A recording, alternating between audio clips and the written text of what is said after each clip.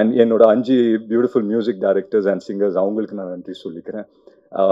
ஜிப்ரான் சாரை முக்கியமாக மறக்கவே கூடாது. பிகாஸ் ஜிப்ரான் சாரோட ஒர்க் வந்து இந்த படத்தை எவ்வளோ பெரிய பூஸ்ட் கொடுத்துருக்கு அப்படின்னு சொல்லி நான் பார்க்கும்போது, நான் தியேட்டரில் போய் பார்க்கும்போது எனக்கு தெரிஞ்சுது. அஃப்கோர்ஸ் நாங்கள் ப்ரிவியூவில் பார்க்கும்போது ஐ லைக் வாட் ஐ சா.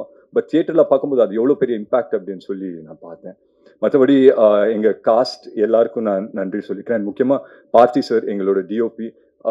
ரொம்ப ரொம்ப சைலண்டான ஒரு பர்சனு, பேசவே மாட்டார், ரொம்ப ரொம்ப குவைட்டாக இருப்பார்.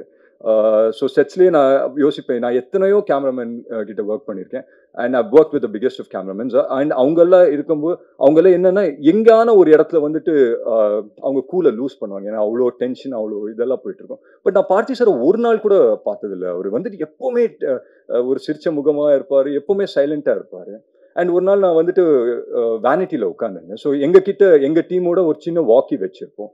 ஸோ அதோட சேனல் வந்து 4 or 5 அப்படின்னு வச்சுருந்தோம். அது மாற்றி வச்சுட்டாங்க போல. பார்த்தி சாரோட வாக்கியில் கனெக்ட் ஆயிடுச்சு எங்கள் வாக்கி. அந்த 1 hour எனக்கு